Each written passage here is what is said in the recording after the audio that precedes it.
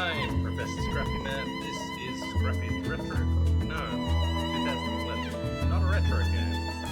Old game, certainly, but not old enough to be considered retro. Yeah, I'm here. It's been a while since I last streamed, but it's also very, very cold. So, let's see how long I can last here, because I turned the fan off when I started the stream, and within a minute I was already sweating like everything. I guess we'll see how this goes.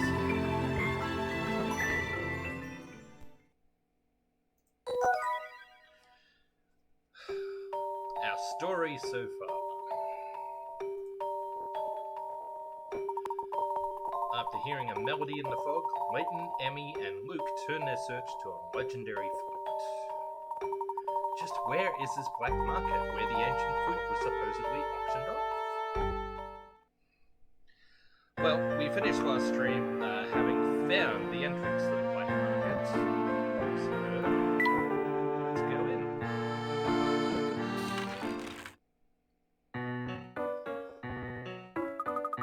Professor, are you sure this is the right way? It isn't like ahead. Let's just keep going a bit. Don't fall in. Watch where you're going or you'll fall in yourself, Emmy. What have we here? Ah, this looks like a hidden puzzle. Number 150. Oof. We're getting into a tough one right off the bat. Okay. The green frog is trying to make his way to his purple girl frog. The only way to get to her is by leaping across the lily pads floating in the river. The frog can go horizontally or vertically, but once he leaps he cannot change directions, and he will leap the number of spaces that is on the lily pad he is jumping from. To impress his girl frog, he must also land on every lily pad before reaching her. What are you waiting for? Hop to it. Select a highlighted lily pad to move the frog to that spot. The numbers on the lily pads denote the number of spaces the frog can leap forward from that pad. The lily pad will disappear once the frog leaps from it. Guide the frog over every lily pad and to the goal to join his froggy sweetheart. Okay, so we have to start here, obviously.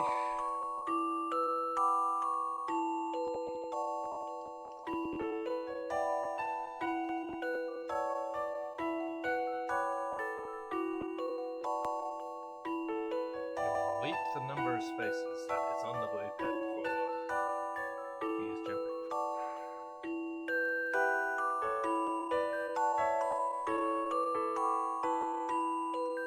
Alright, well.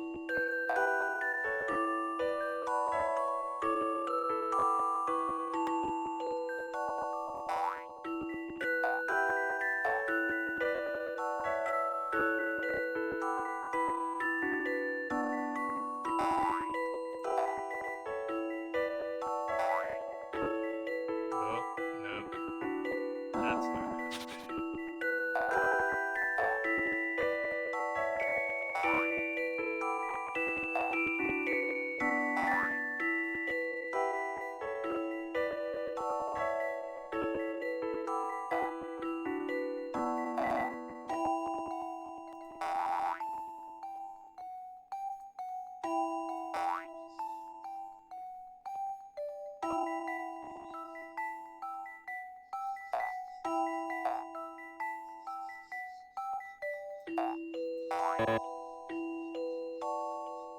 I think I sort of had the right idea.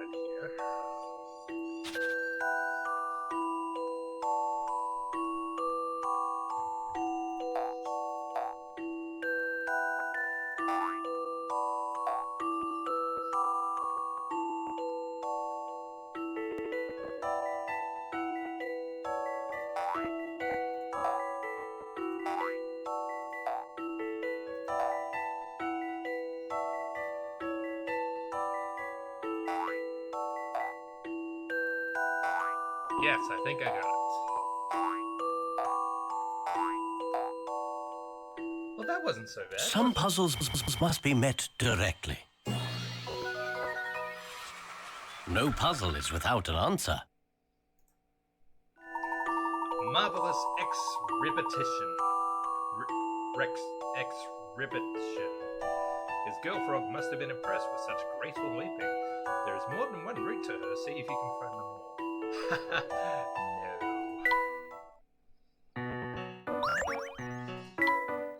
Splendid. Let's move on.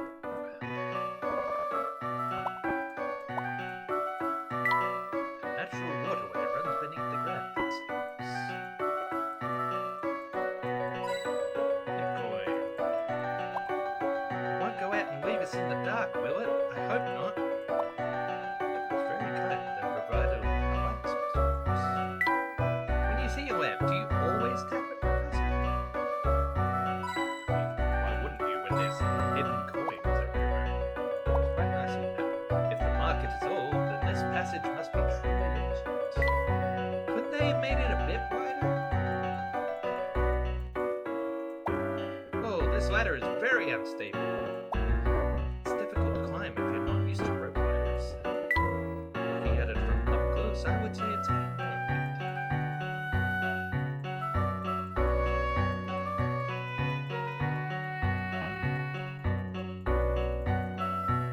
Alright, let's keep moving.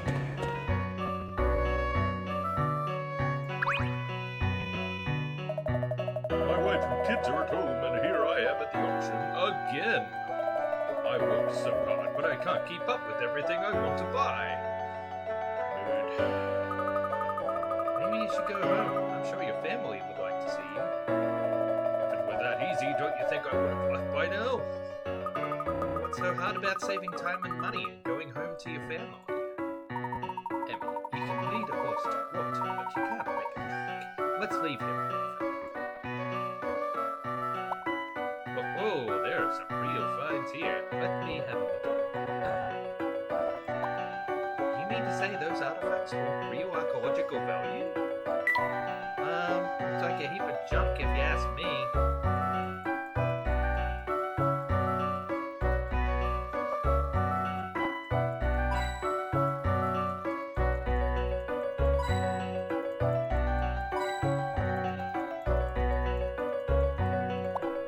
It's tiring looking at all these weird and wonderful objects. I'm honestly surprised that people actually buy these things. Tell me if you spot any statues or items that strike you as unique. We got something here. A clown mask.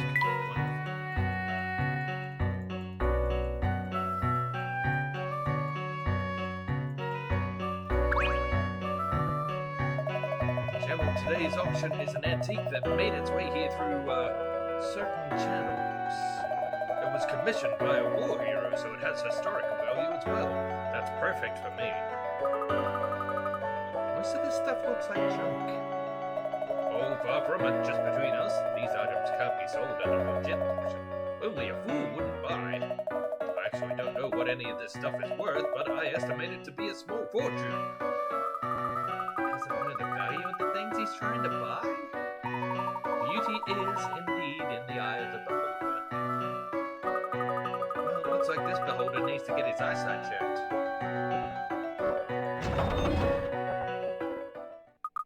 Huh? What happened? Who turned out the lights? Wait, I see something. There! Oh god. It's this guy again. The guy we chased across the rooftops. The Black Raven. How many people do you suppose come to these auctions? Who knows what shady characters might turn up to buy antiques. I'm going to sit down if no one else will.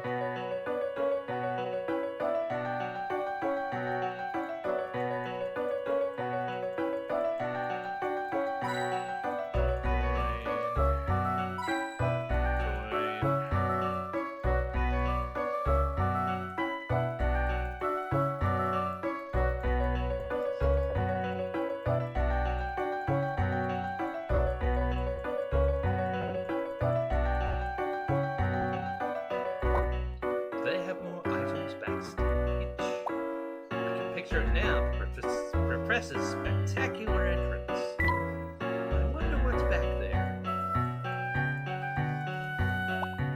Do they have an open mic night after the auction? Standing here, I feel as if I'm back in a lecture. Hey folks, how's everyone doing out there tonight?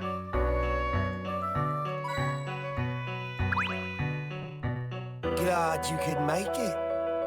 Your puzzle-solving skills are most impressive. The rumors about you might be true. Now then, what do you want? We are looking for an ancient flute. I understand that one was recently sold at auction here. Maybe it was. Maybe it wasn't. Why would I tell you? Well, perhaps if you told us, then I wouldn't feel compelled to expose your true identity. What? Really, Mr. Layton?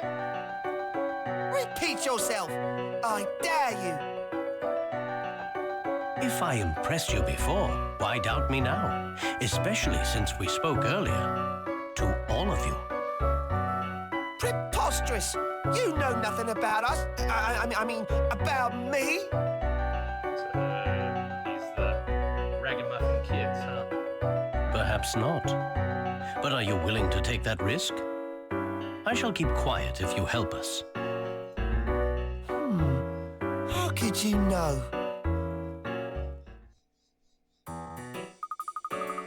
Professor, what's going on? Do you know who the Black Raven is? Don't you?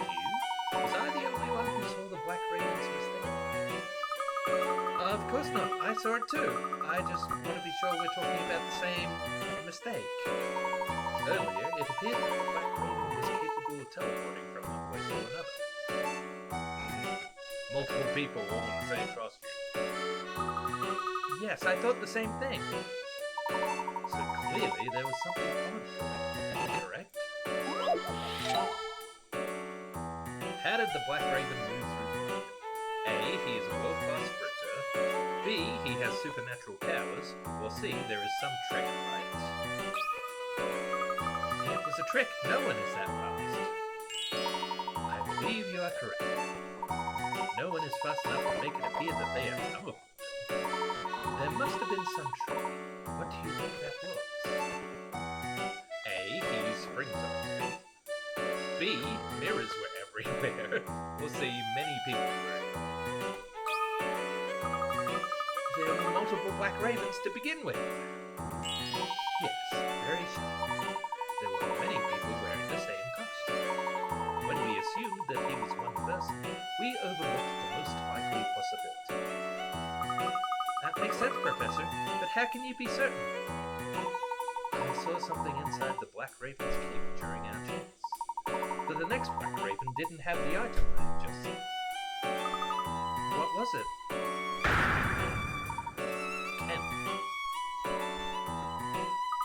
Candy? But Aunt Taffy won't sell candy to adults. Wait, so that means... A. They are children. B. They bribed Aunt Taffy. Or C. They stole the kid. They're the kids. The Black Ravens was able to buy candy from Aunt Taffy. A brilliant deduction. Aunt Taffy only sells candy to children. So then, the people dressing up like the Black Raven were children. Precisely. They are the same children who guided us to the black market. They make up the Black Raven. And this guy here is also... He is also one of them. Perhaps now we can drop this charade. Wow.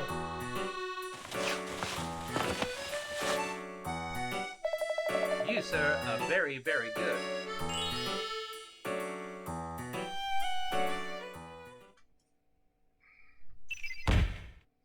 So, the Black Raven. The Black Raven turned out to be a part played by the children who frequent the market. Together, they tested those who sought entry to the black market. We may conclude that the Black Raven was a fictitious character from the very beginning.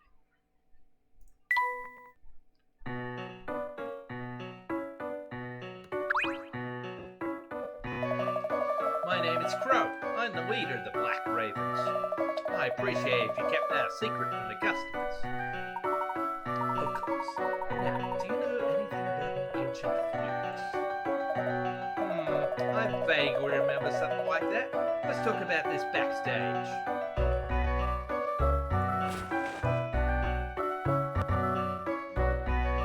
What's this thing back here? I can't seem to identify the subject of the description. Those are funny clothes he's wearing. They look terribly well made.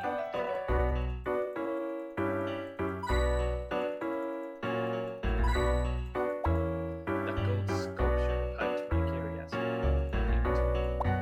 Even tucked away in the corner, it really stands out. I wonder if anyone will buy it. I want to pull it off. Shall we pull it off? Don't pull it off. That safe looks really strong. Do you think we could crack it?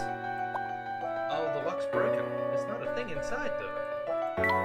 So the broken safe is just another of the many items in the safe.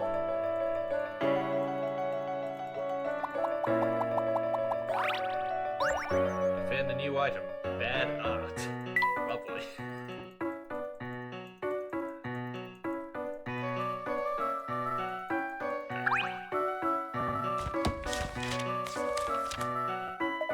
We keep meticulous records here. A black market needs organization. Yeah, sold 1 year ago, almost to the day. Piece reminiscent of Specter's Flute of Legend. Some rich guy from Highard Hill named Barde took it home. He fancies himself some sort of land baron. Lived up in Barde Manor and looked down on everyone. Let's go talk to Barde, Professor. Yeah, good luck with that. Barde died about a year ago. Right after he bought the flutes. What happened to him? I don't know any details, sorry. I do know enough to recommend staying away from Barde Manor. Because of the Calamity Witch. Oh, so you're local, huh, kid? Barde's daughter, Ariana, is cursed. Anyone who speaks ill of her ends up regretting it. Yes. Is that so? No one in town is crazy enough to go near that place. Everyone knows that Ariana is a witch. I see. Well, it appears that we must find Barde Manor and speak with Ariana. Thank you, Crow. I sure hope you know what you're doing, Professor. New mystery? Cursed witch. Only misfortune befalls those who speak ill of the girl who lives on Highard Hill, whom the townsfolk called the Calamity Witch. A mere superstition, or something more? If we take what Crow says to be true, a curse befalls those who say bad things about this girl. While we're at it, maybe we should refresh ourselves with the rest of the mysteries we're trying to solve here. Because it's been, a week and a half since I last streamed? The village of Misthallery is said to lie over the remains of a great city of gold, built by an ancient civilization. Does it truly exist, or is it merely legend? An article in the Times put forth the theory that the Golden Garden lies somewhere in Misthallery. Luke seems to be able to predict precisely where and when the Spectre will attack, but how? I find it hard to see how Luke can predict the Spectre's appearance without ever leaving the house. I believe he is hiding something from us. The townsfolk take refuge based on Luke's predictions. As an aside, Luke seems to be extremely fond of animals. Whenever the Spectre appears, the village is enshrouded in unusually thick fog. Is this also the work of the Spectre? They say the fog is thick enough to completely obscure one's vision. Is it the Spectre's doing? I couldn't get a good look at the Spectre because of the fog. I couldn't see an inch in front of me. I saw strange lights in the haze, but what they were I couldn't tell. The fog was far too thick. The sound of a flute can be heard throughout the town, despite no sign of anyone playing it. What causes this curious phenomenon? Even when the Spectre is far away, the sound of the flute is still audible. How strange. The music seems to be the same volume no matter where you go. That must be relevant. I'm told that the flute came into the possession of an Evan Barde who lived on Highard Hill. And the one we've solved, the letter. The one that asked us to come here to Misthallery to investigate the Spectre and help save the day. The letter was actually written by Clark's son, Luke. He sought the professor's help and wrote in code so that his message would be safe from prying eyes. The letter, within which Luke hid a secret message, was intended to lead me to this town. A new episode has been added to the trunk. Black Raven. Alright, I guess we can check that out. Let's have a look at our new finds. Bad art. It captures the essence of both horror and wonder at once. Climate. It appears cheery at first, Climate, but belies a certain blues.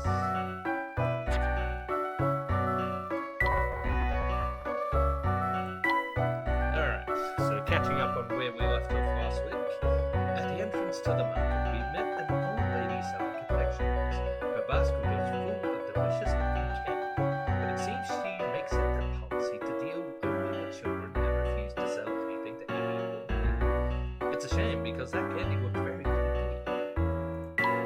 There is no doubt that the black market is hidden somewhere within the main town, but perhaps predictably nobody seems to know how to find it.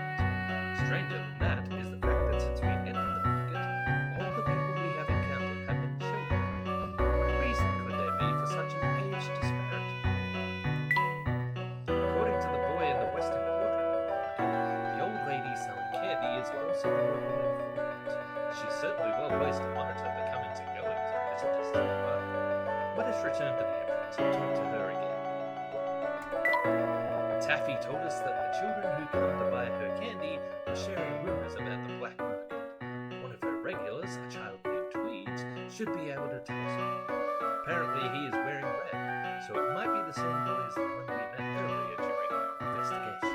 We are now going back into the market to seek out. What awaited us when we returned to the market was a strange figure in a black cloak and a white mask that moved so fast our eyes could barely follow it. According to Luke, this masked character is known as the Black Raven. The note that he left for us contained a clue about the location of the black market.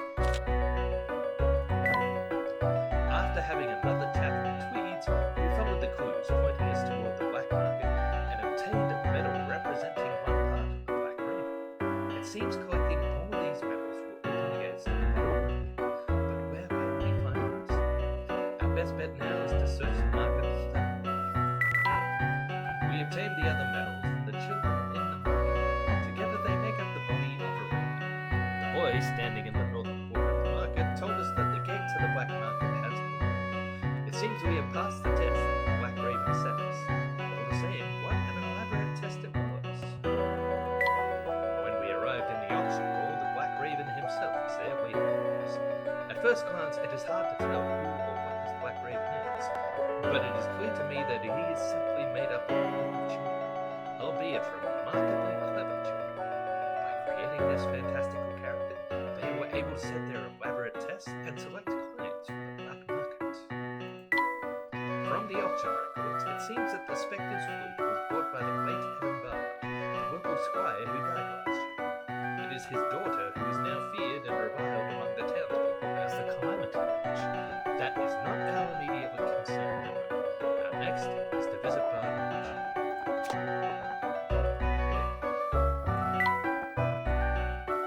Black Raven.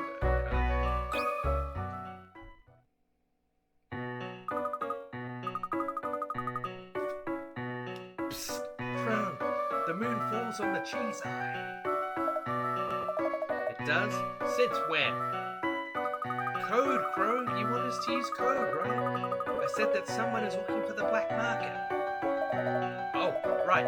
Drop the blue spoon at dawn. That means go get everyone else. I gotcha. That wasn't very good code, but I gotcha. Whew, that was close. I've never seen you out of breath before, Badger. I've never seen a grown-up in such good shape. Did you see her chase me up onto the roof? Yeah, those weren't the moves of an amateur. I thought you were pinched for sure. Yeah, you get a good view of everything from the window you were watching from? Hey, that's the lookout's job. Keep two stop fighting. You're making me homesick. Sorry, Badger. We gotta be extra careful now. The guys who chased us might still be on the lookout. So it might be good for one of us to look out for them. Everyone okay? Any injuries? My feelings got hurt. Wait, what happened to my candy? I just bought that. Tweeds, how many times we gotta tell you? Black Raven doesn't eat candy. The robes get all sticky. Let's worry about that later. I'm more concerned about an adult who could follow us onto rooftops. It was pretty scary. She was pretty and scary. Let's see how smart she and her friends are. We left them the puzzle pieces. Now it's up to them. We already placed the medals, so we better get ready for them. Think they'll do it? If they do, I'll be in the auction house. You'll know what to do. Do this, do that. Ever since I was born, it's just doing things one after the other. Come on, Abby. We haven't had any good customers in a while. I'm hungry for business and food. Yeah, I got it. Your appetite for food draws your attitude. That's nice. Oh, I'm going, okay? If you don't get it right, you'll hear it from Crow. First dressing up as a Black Raven and now even more responsibilities. What a pain! Oh dear. Whoops. Oh no. I didn't want to do this again.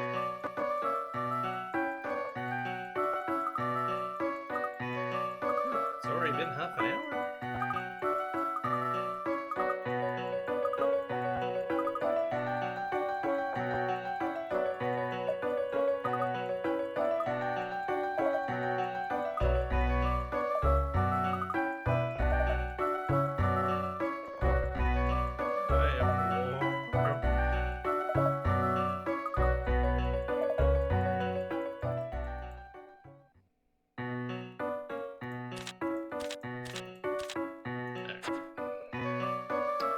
Let's go check out this witch's daughter or something.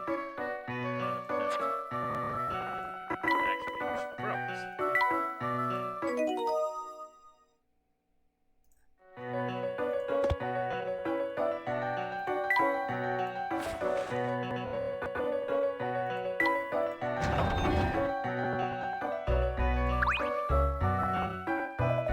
What should I buy today? This is nice. Ooh, what's that? Haven't I seen that before? Ooh, shiny. Clearly, this guy hasn't listened to a word I said. Well, have fun with that,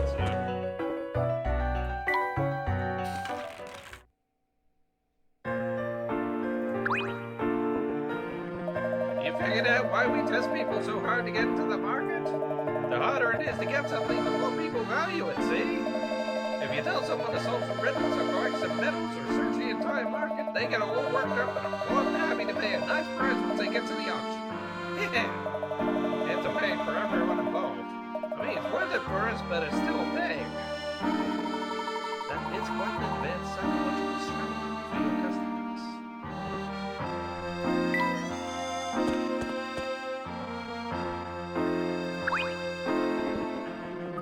I expose the Black Ravens over candy.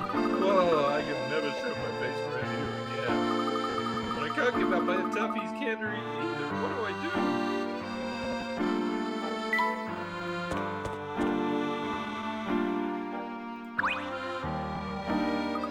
Ariana over on Bayard Hill has a mysterious power. If you say anything bad about her, it'll come back tenfold on you. What do you mean? A weird mark appears on your house, and then stuff happens. That stuff isn't good. I haven't seen her around here lately, but I hear things. Mark, like on the door of that house that got glued up. We always get folks asking about the Black Market. Folks like you. But all we do is you pass the test after we get in. That keeps the place special to people. We run trials like this pretty regularly. We're used to it by now. We're the only ones who know the truth. Let's keep it that way.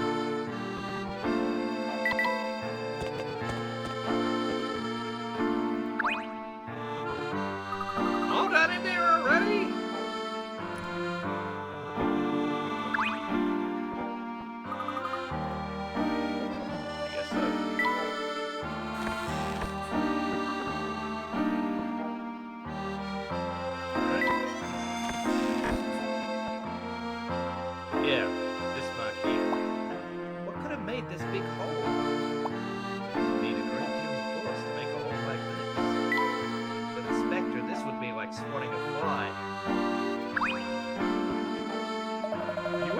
black market? And you still have the shirt on your back? Amazing! My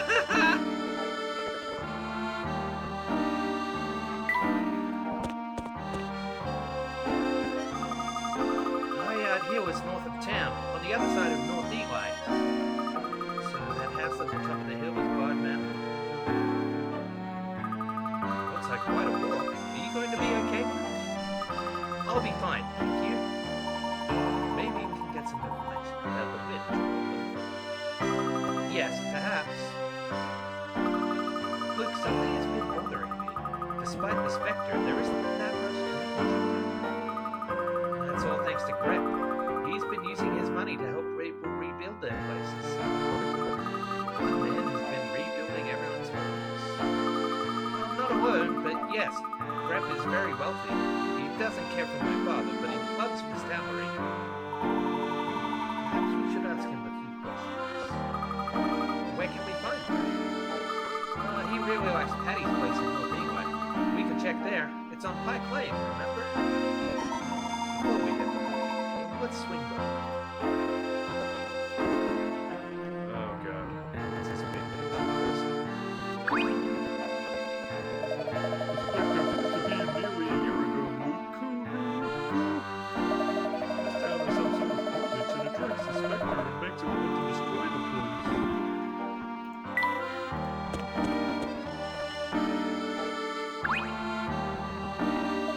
The witch is powerful. I'll laugh at if she curses my beautiful greenery. Every year I visit nature so I can recharge my green battles. Do her curses really have that much of an effect on things?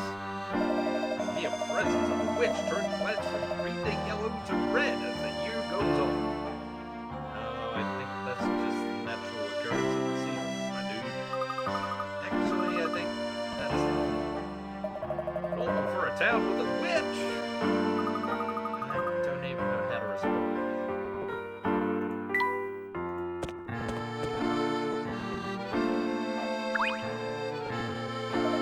Hey there, little Missy. Trying to put the moves on me again? Well, pretty forward if you ask me. Sir, I'm not... Do you know anything about a witch? I may have heard something about a witch. She had something to do with that kid's house getting all smashed up. The one who laughs all the time. That boy is not well, you know. That witch tore up my calendar and pin-up models, too. Theme. Come. Spambot, why you gotta be like this?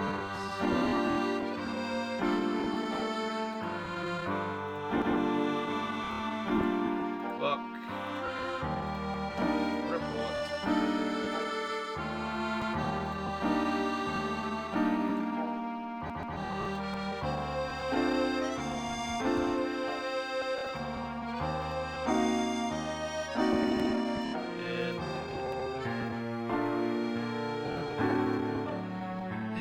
It's too hot for this nonsense.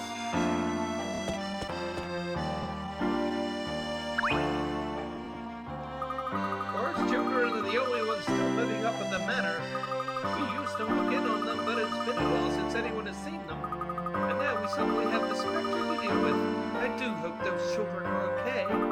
We've had a run of misfortune here lately. Some say it's because of that Barde film. I don't know.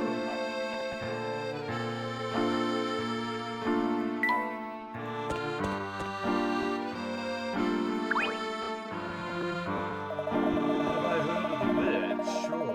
Being a tech interest helps keep me up. The people who live here sure love to talk about nonsense. So you don't really believe there is a witch? I have a tough time buying that a woman is somehow responsible for massive destruction. The locals were pretty scared of the guy who lived up there. Now they seem scared of his kids. Who knows though? Maybe the Spectre is the father spirit returning to protect his children.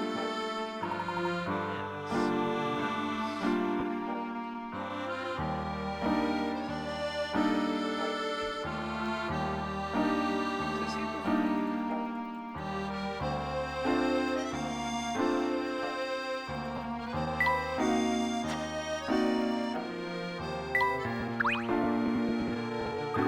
Aren't we going to Patty's place?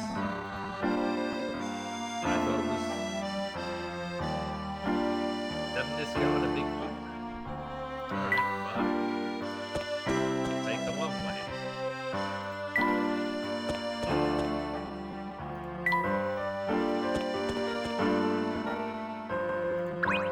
Oh, I see. Took the wrong turn. Grep, haven't seen him. Sorry. He's a regular betting place over on Pike Lane. Did you interrupt me for that? Forgive us for taking up your time. You know what they say, you start aging when others slow you down. I just aged a year! Indeed.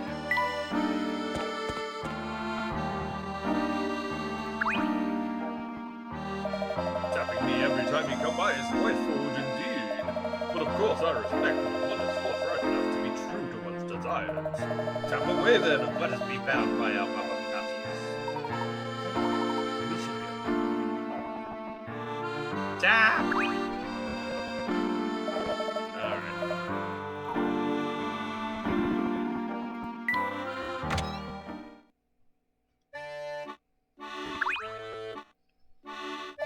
Ah, my favorite customers. Please sit anyway, Mike. Have you met Mr. Grep? He's one of our regulars. He's a bit surly. Don't take anything he says too personally. Mr. Grep, I presume. With a hat like that, I bet you do one presume. I am Grep. What does that mean to you?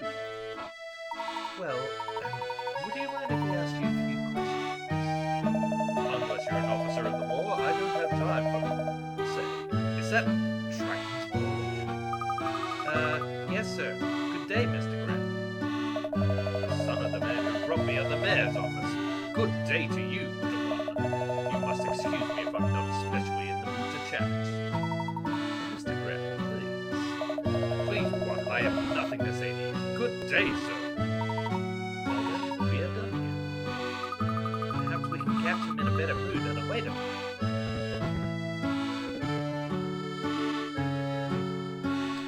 Doesn't seem like a terribly agreeable fellow, does he?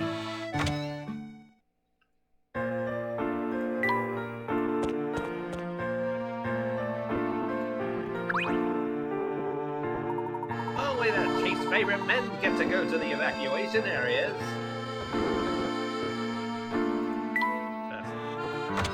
I guess we can check in with the hotel dude.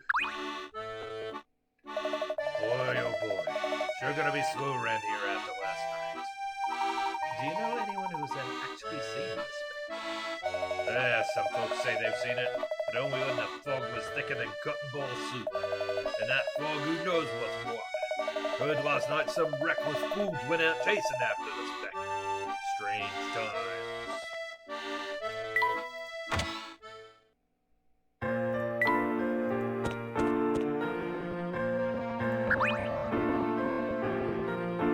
My poor store. Everything just got marked down to nothing.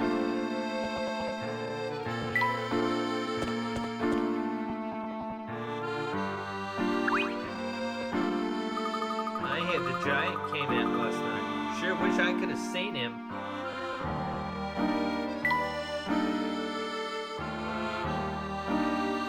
This way, apparently.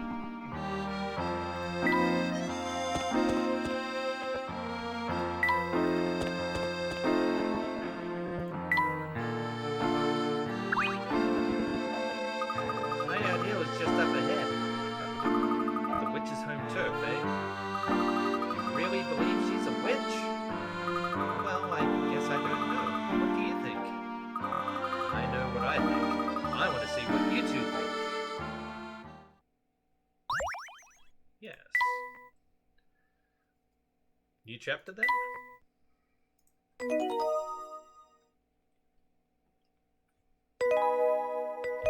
Chapter 5, The Witch's Castle. I wonder how many chapters there are.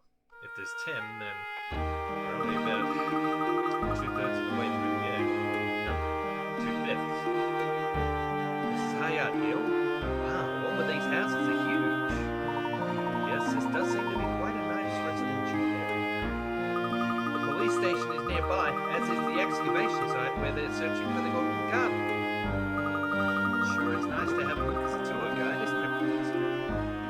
It certainly is helpful. Now, let's move on to Barde now.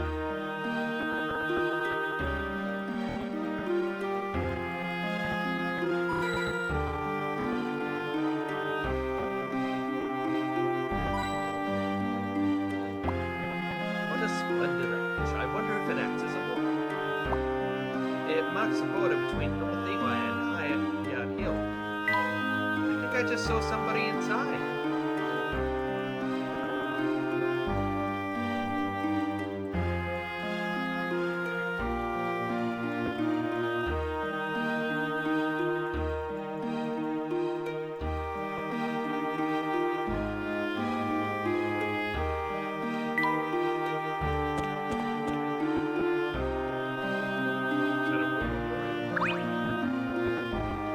Whoa, look at this view, Professor.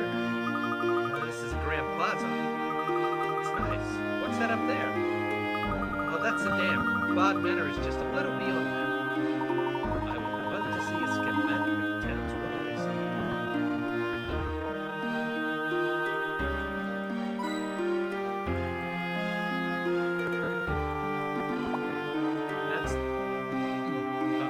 That's a town hall.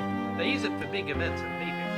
Stained glass windows set by white facade. What a grand building. How many panes of glass do you think they had to use?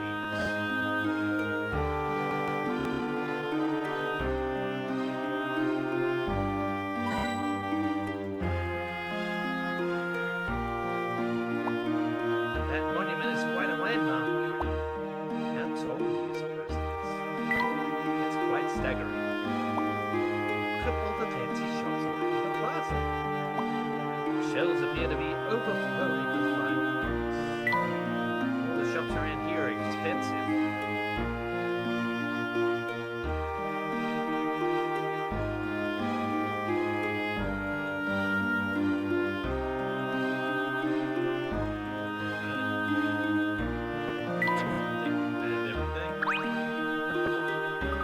I heard this was a sleepy little hamlet, but now there's a huge giant terrorizing everyone? What kind of bait and switch is that? I feel cheated! So you've seen the Spectre? If I saw it, at least that would be something exciting. The cops made us evacuate the area. I hear it appears random, but someone must have seen it, right? It still hasn't hit the same area twice. It's like lightning. Strange. It's almost like it's searching. Maybe it has a lost sibling or something. Interesting. It would then be searching for something its own size. Says who? My friend's brother is like 9 times her size.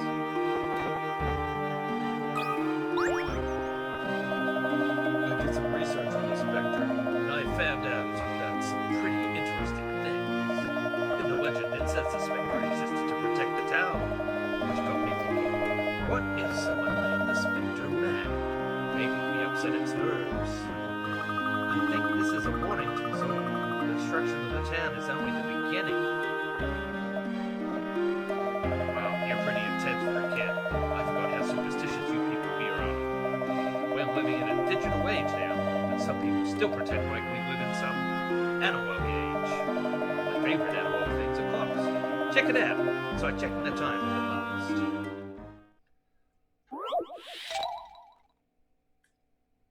Angle time. Have you ever noticed that throughout the 24 hours of the day there are special times, like 1:11, at which the same digit appears 3 times in a row? If you take these special times and measure the angle going clockwise from the hour hand to the minute hand, excluding angles where 12 lies between the two hands, which time has the greatest angle? Obviously, the angle between the hands in times like 0001 and 0009 is tiny, so you can ignore those from the start.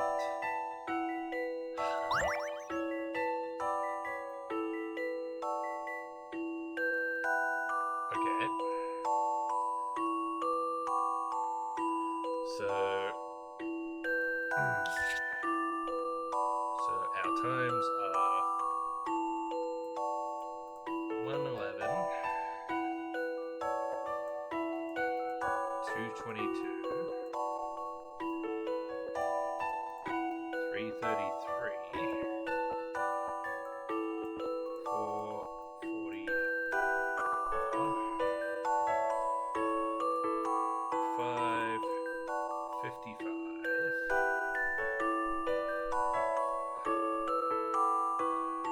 Not 6, not 7, 8, 10. 3 numbers in a row would be 10 o'clock.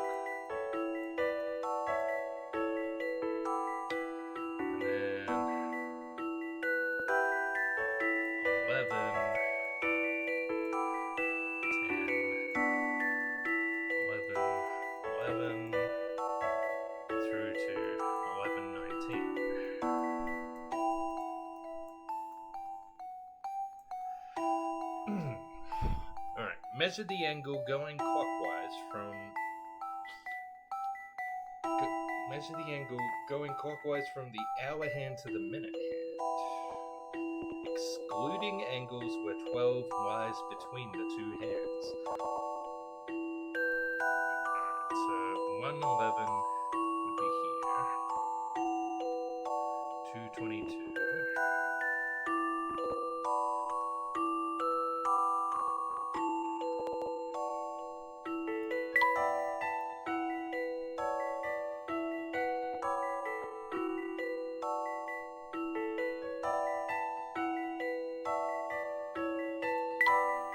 Already on that, so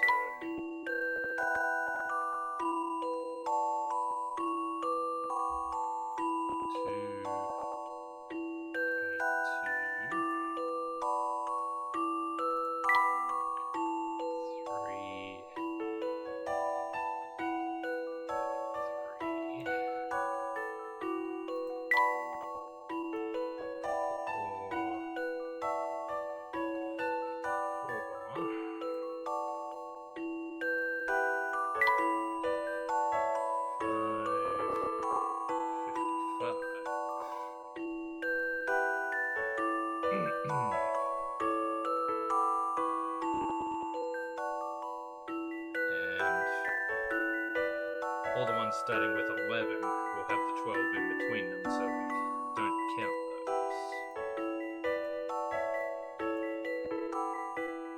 So, excluding the angles, which time has the greatest angle, measuring the angle going clockwise from the hour hand to the minute hand? Well, that's going to be 555, isn't it? It's a full 180 degrees. Whereas none of the others are quite that big.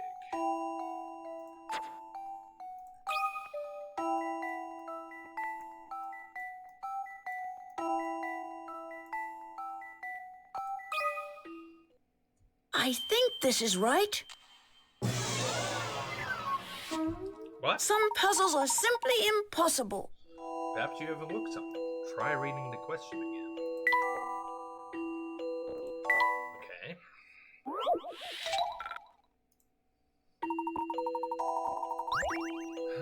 If you take these special times, measure the angle going clockwise from hour hand to minute hand. Hour hand to minute hand. Yeah, that's the hour hand. That's 180 degrees.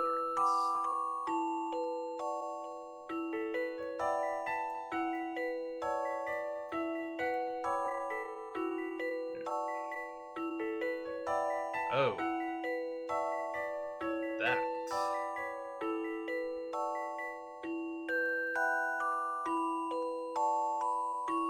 That's going to be the biggest one, isn't it? 111. It's almost the entire clock. I get it. How about this? What? Oh, I'm just not cut out for this.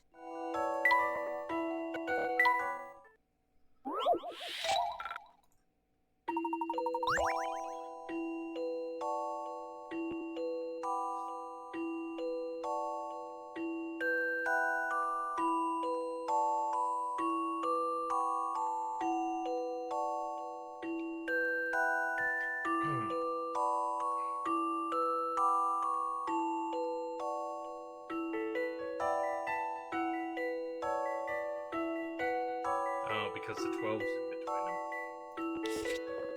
Alright, what about...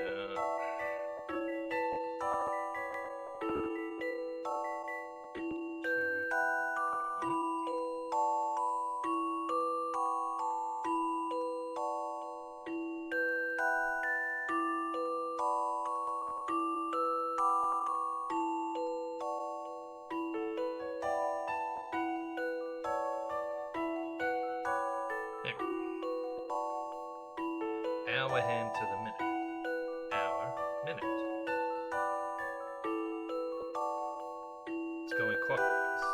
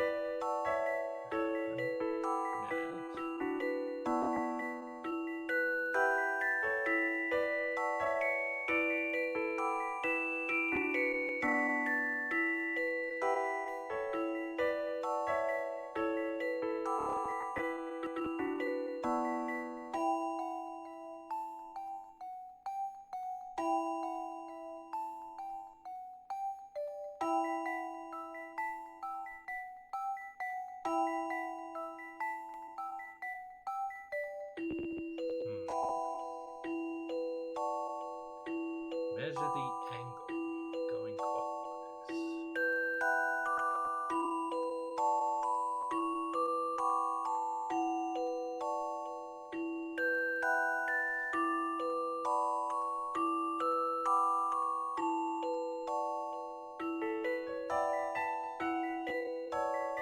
So, are they saying it doesn't make an angle because it's a straight line? Maybe.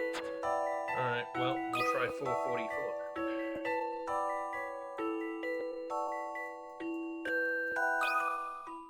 This is what I've come up with. Let me take another look. This is getting stupid. Alright, well, we're running out of options here. Let's not waste any hit coins. I think this is right. Oh, I'm just not cut out for this. Unless they're saying the answer is wrong because I didn't put a 0 in front of it. 0, 5, 50, 5. This is what I've come up with. Some puzzles are simply impossible.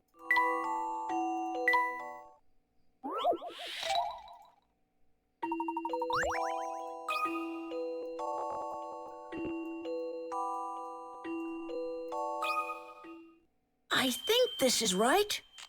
Oh, I'm just not cut out for this. Fine, we'll use the stupid bloody one more try.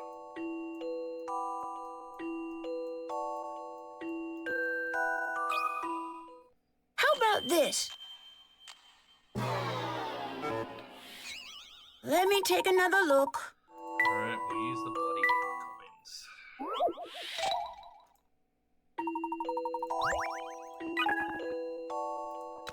First, try to think of all the times in a day that have the same number 3 times in a row.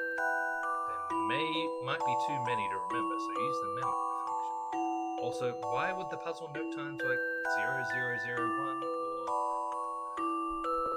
1201 or 1209?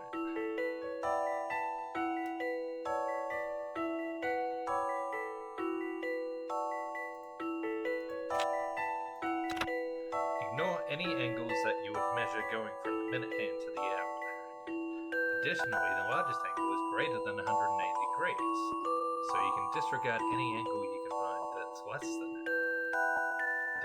That's the biggest angle I found, though. Alright, what have I missed? Are you sure you didn't miss some times? When you express the times in 24-hour format, you'll have more possibilities to consider them with a 12-hour format. In addition to 11, 11, and 20, 22, 22, there are 31 possible choices. If you didn't find that many already, you may have overlooked something. Try to relax and think about the problem again. Okay, well, there's our problem. I wasn't thinking of a 12-hour format.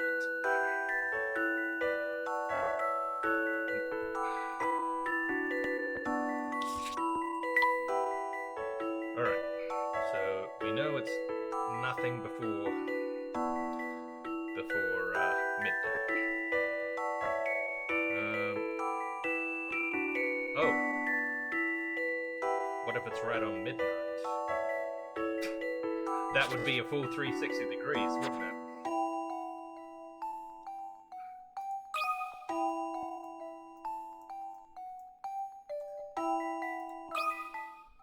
I think this is right.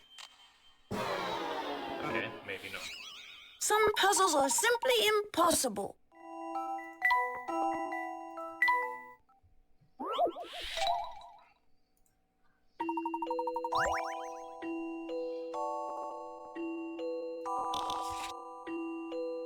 Alright. So, 12 o'clock would have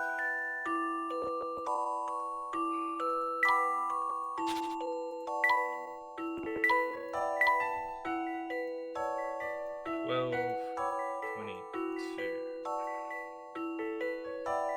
1 o'clock would have 1:33.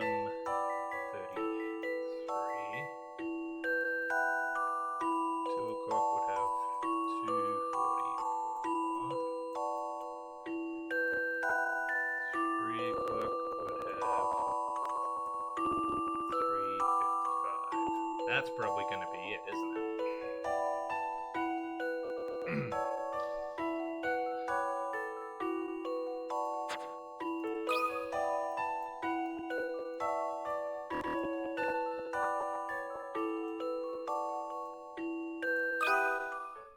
How about this? That was it! Yep, it sure was. The answer is 3:55. On an analog clock, 3:55 and 3:55 look the same, but only one has 3 identical digits. The 24-hour clock didn't stump you. It actually did, but let's not go into that.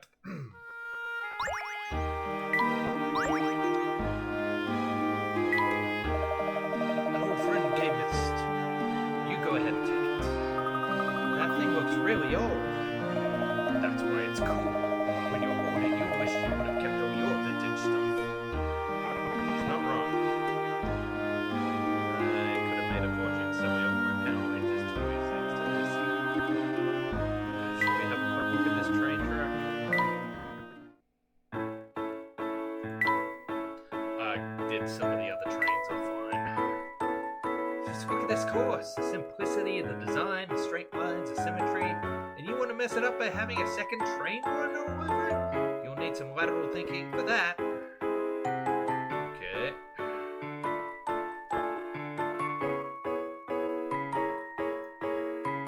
So that one's already in motion.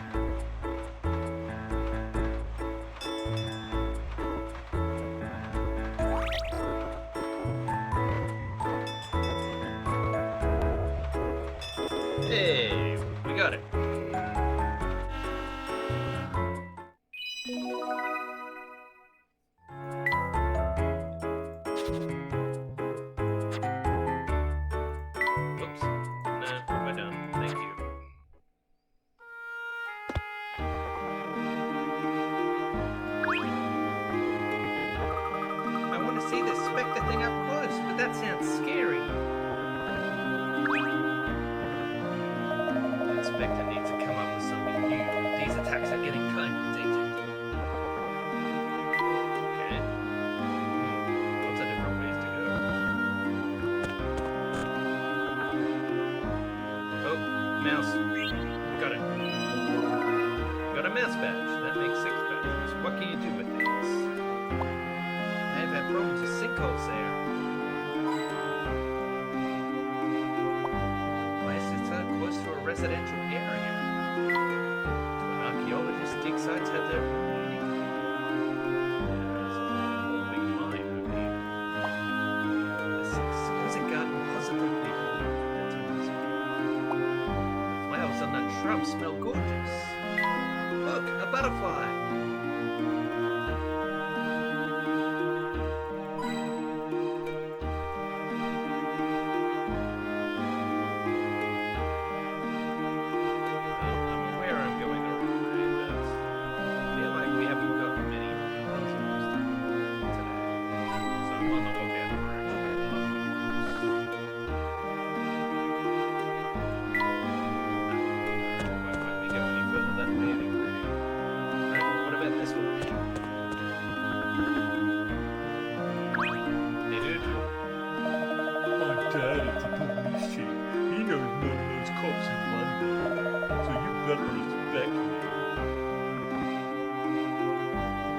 Respect is earned, my friend.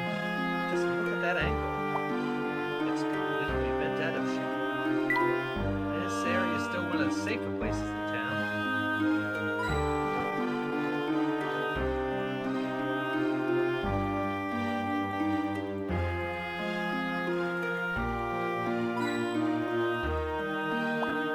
I see myself reading a book with a nice cup of tea on this day. This house is so charming. I want to knock on the door. This is where Mr. Grepp lives. Doing something here.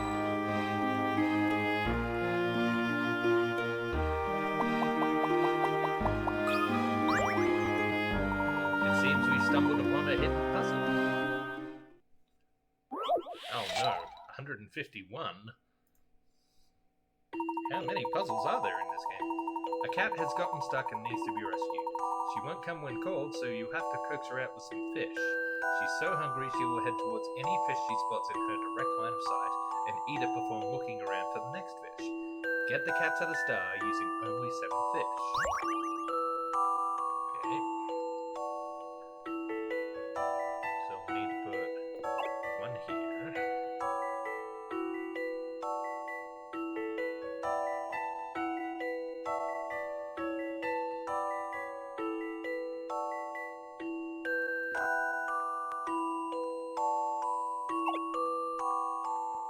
Oh, I see. Okay, which way do I want to go? 1, 2, 3, 4, 5, 6.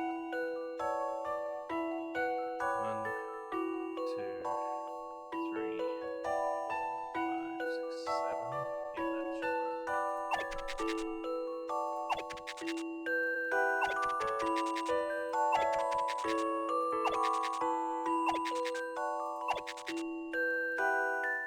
This took some creative thinking. A gentleman leaves no puzzle undone. Perfect. You rescued the cat with 7 fish. She must have been really hungry.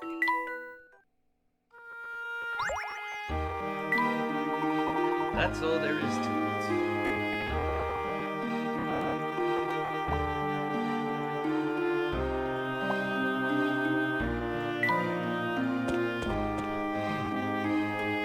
Another compliment.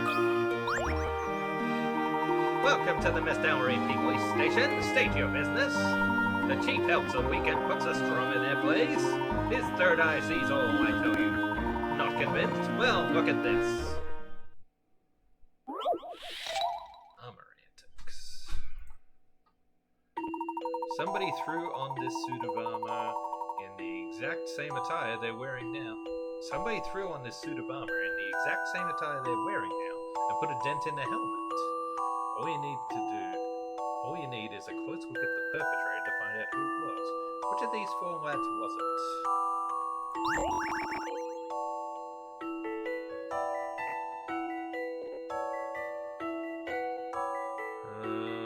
Okay. Well, this dude's got a bump on his head. A challenging puzzle, to be sure. Okay. What could have gone wrong here?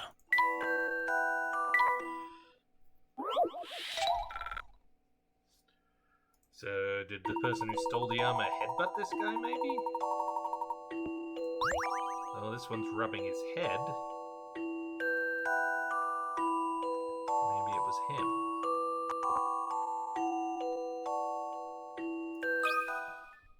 Some puzzles must be met directly.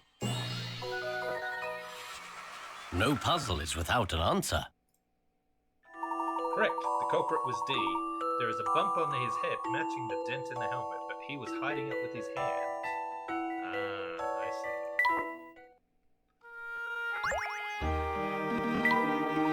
And that's how he exposed them. We don't even need to investigate crime scenes anymore. Though I do wonder what happened to the homes that got attacked by the Spectre.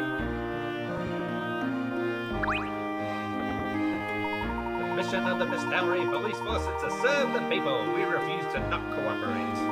We're open to the general public, except when we're too busy to be.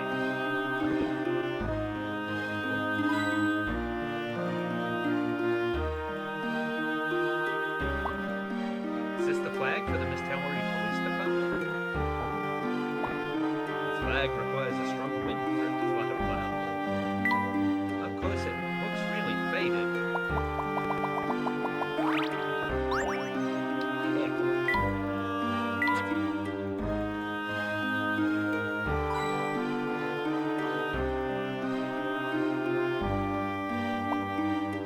There's that mansion again. I keep seeing it everywhere. Feels as if it's looming over the whole town.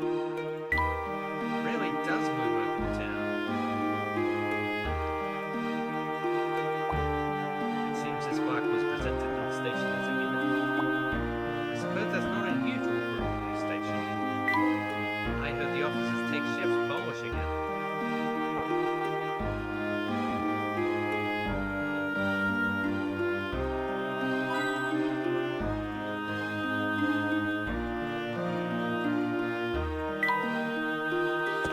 I imagine we'll have to come back here later.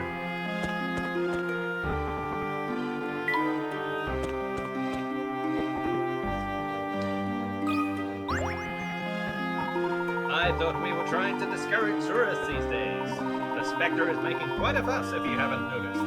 Good thing I'm on the job. I'm sure this Spectre business will be over soon. I for one can't wait to be able to sleep through the night again. Say, maybe you can help me out. Family portraits. These portraits show 5 generations of the same family. Each generation shares only one particular facial feature with the next generation. The portrait above the Roman numeral 1 is the first in the series. Put the remaining portraits in chronological order. Okay.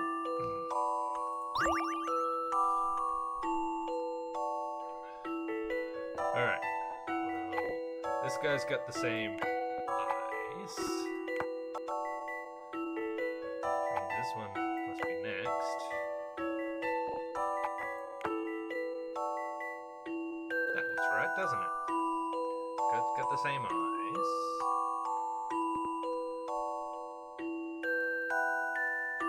Oh, only shares one facial feature with the next generation.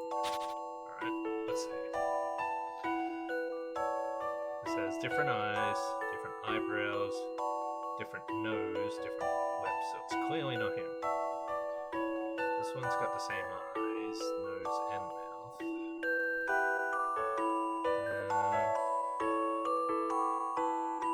This one's got the same eyebrows and mouth. This one only has the same eyes. Okay.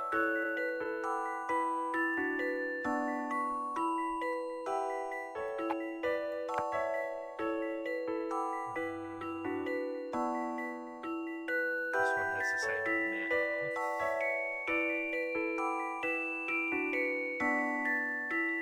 Nose, eyes, eyebrows are all different. I think that's it. Alright, this guy's got the same eyes, different eyebrows, different nose, different lips. This guy's got the same nose, different eyes, different eyebrows, different lips. This guy's got the same lips, different nose, different eyes, different eyebrows. This guy's got the same eyebrows, different eyes, different nose, different lips. Yeah, that should be it. I think this is right. I knew I could do it. That's right. I wonder what features they share with the current generation. Well, why didn't I think of it? Right then, back to work. Thanks for your help. Good luck with your investigation. I didn't think that wall would be breaking anytime soon. I imagine they purify the water. The whole town's water system must rely on this wall.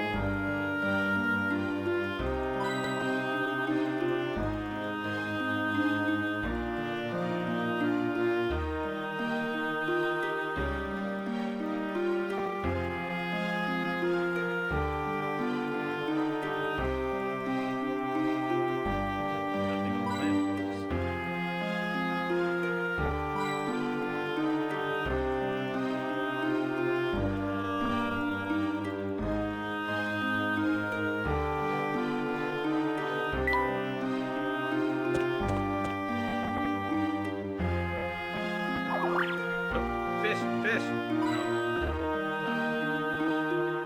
What was that? Can't ignore an archway like that. Photo time!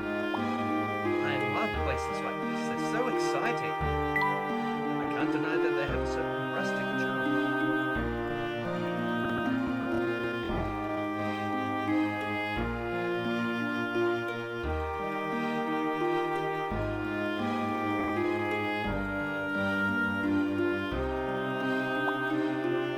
See far with all this fog, but it's still quite scenic.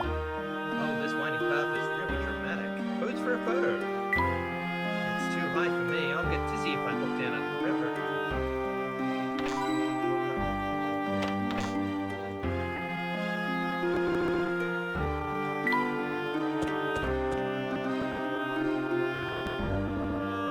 This looks like it might be another place where Doc, whatever his name was, intriguing. So this is how the lake was.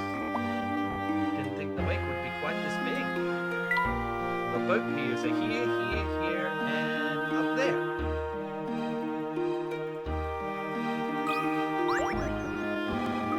It says, Bucky gets you where you want to be in a flash. Did Bucky write that one himself? Bucky is a man of details. I'll bet he pays as much attention to his signs as he does his books. That reminds me, I've got a puzzle for you, Professor.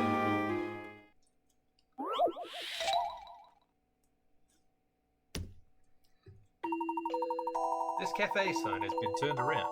The sign is made up of 9 panels. When one panel is turned over, the adjacent panels turn over with it. Touch the panels to turn them all around and display the sign correctly. Oh, these are difficult. Alright,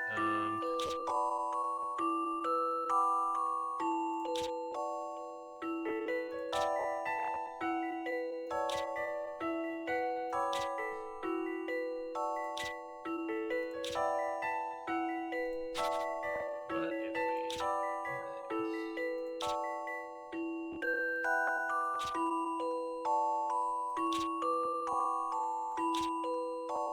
Yes.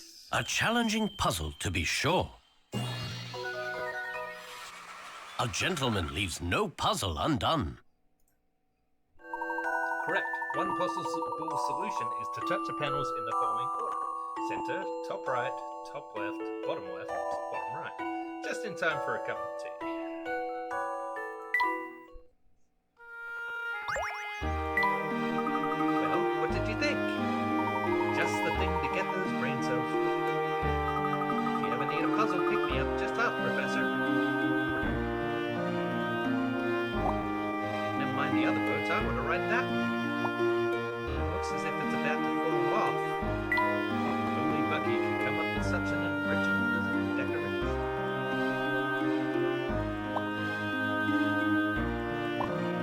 So many colors, I know which one I'd pick. How does one manage to keep track of these birds? Must have one for every occasion.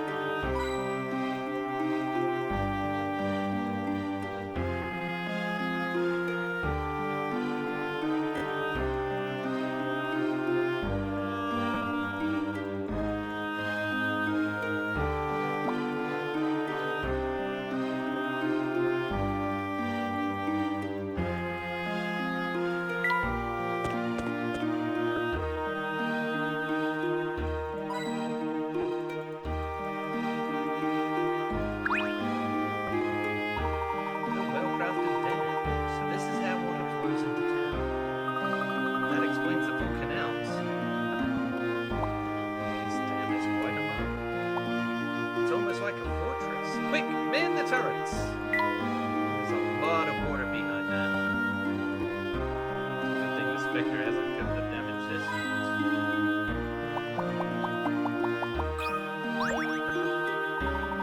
another hidden puzzle.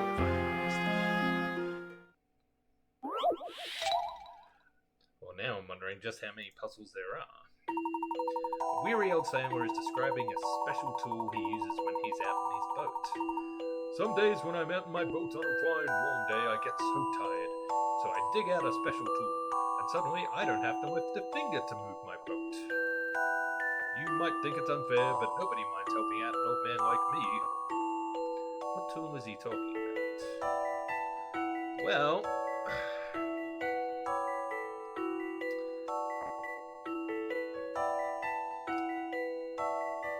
it'd be a toolbar, a tow bar, wouldn't it?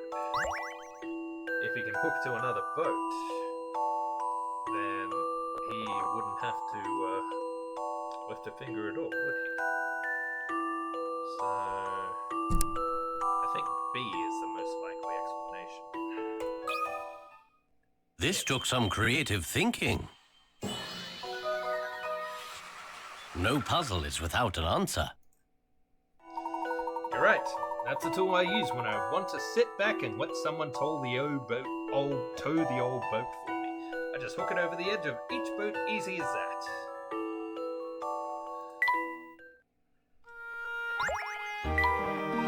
That brings us up to speed.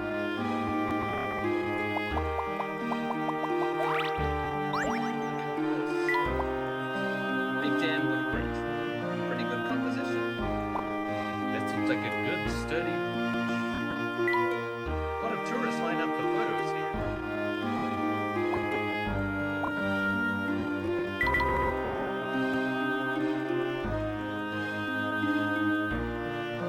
Okay, got everything here.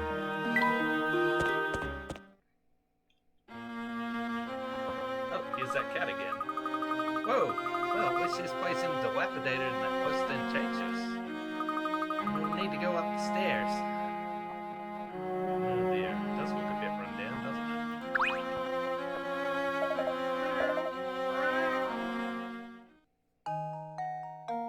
Okay, good.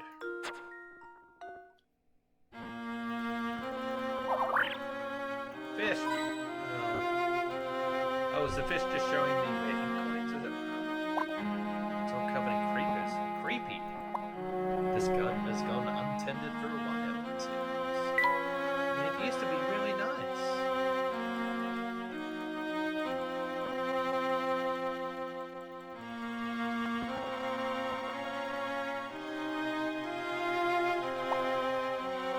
Coating it, I'd say it's almost an antique. It doesn't look like the Spectre had any part in this one. We'd better wash our hands after handling these rusty gates.